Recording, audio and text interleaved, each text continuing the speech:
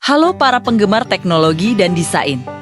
Pernahkah kalian bertanya-tanya, gimana sebuah logo bisa jadi begitu ikonik sampai dikenal miliaran orang di seluruh dunia? Kita lagi ngomongin soal logo robot hijau yang ramah itu, si Android. Logo ini adalah salah satu yang paling familiar di zaman digital kita. Tapi fakta di balik pembuatannya mungkin bakal bikin kalian kaget. Inspirasinya bukan dari film fiksi ilmiah yang rumit, melainkan dari sesuatu yang sangat sederhana dan sama sekali nggak terduga. Yuk, kita selami kisahnya bareng-bareng. Pada tahun 2007, saat Google bersiap meluncurkan sistem operasi barunya, mereka memberikan tantangan besar buat tim desain internalnya. Irina Block, seorang desainer berbakat, ditugaskan untuk menciptakan wajah dari Android. Tantangan ini bukan main-main. Logonya harus mencerminkan sesuatu yang berteknologi tinggi, geeky, tapi pada saat yang sama, harus tetap ramah dan mudah diakses oleh konsumen umum. Lebih dari itu, karena Android adalah proyek open source, logo ini juga harus mencerminkan prinsip keterbukaan itu. Artinya, logo harus cukup sederhana, gampang dikenali, dan yang paling penting, bisa digambar ulang atau dimodifikasi oleh siapa saja di seluruh dunia secara bebas. Ini adalah kebebasan desain yang luar biasa dan butuh sebuah visual yang benar-benar universal. Irina Block memulai risetnya dengan mempelajari segala hal tentang robotika dan film-film fiksi ilmiah. Ia mencari inspirasi dari berbagai sudut pandang yang futuristik dan kompleks. Tapi, seperti yang sering terjadi dalam proses kreatif, terobosan besar justru sering datang dari tempat yang paling gak terduga. Inspirasi briliannya datang dari simbol-simbol piktogram yang paling universal. Yang kita lihat hampir setiap hari, simbol toilet pria dan wanita.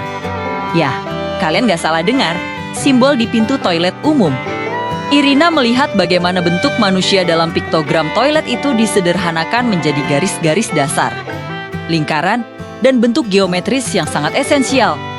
Keindahan dalam kesederhanaan itulah yang memicu imajinasinya. Ia mengambil siluet dasar tubuh manusia tersebut, kemudian melakukan transformasi jenius.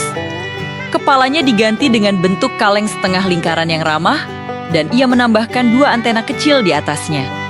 Hasilnya, karakter robot yang manis, canggih, dan langsung menyampaikan pesan robot dengan cara yang paling bersahabat. Dari piktogram toilet yang universal, lahirlah Book Droid yang kita kenal sekarang. Salah satu hal paling unik dari logo Android ini adalah status hak ciptanya yang terbuka. Google sengaja tidak menetapkan standar yang kaku untuk penggunaan logo ini. Ini adalah wujud nyata dari prinsip open source yang diusung Android.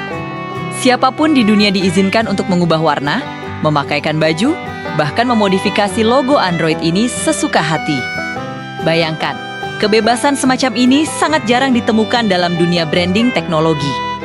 Karena desainnya yang sederhana dan mudah diadaptasi, terinspirasi dari piktogram toilet yang universal. Logo ini langsung dicintai dan dengan cepat menjadi simbol kebebasan serta kolaborasi dalam dunia teknologi. Mengenai warnanya, kenapa hijau?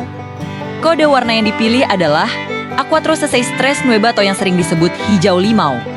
Warna ini dipilih karena terlihat optimis, segar, dan sangat menonjol di latar belakang gelap, memberikan kontras yang menarik secara visual. Dan ada fakta menarik lainnya. Sebelum logo robot hijau ini diresmikan, sempat ada konsep lain bernama Dandroids.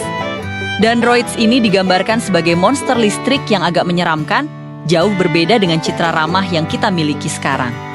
Beruntung bagi kita semua, Google pada akhirnya memilih konsep robot toilet yang jauh lebih bersahabat dan universal ini.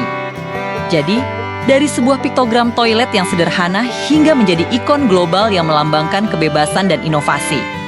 Kisah logo Android adalah pengingat bahwa inspirasi dapat datang dari mana saja. Ini menunjukkan betapa kuatnya desain yang sederhana, intuitif, dan terbuka. Bagaimana menurut kalian? Apakah ada logo teknologi lain dengan kisah unik yang ingin kalian ketahui? Tulis di kolom komentar ya. Jangan lupa like, subscribe, dan sampai jumpa di video berikutnya.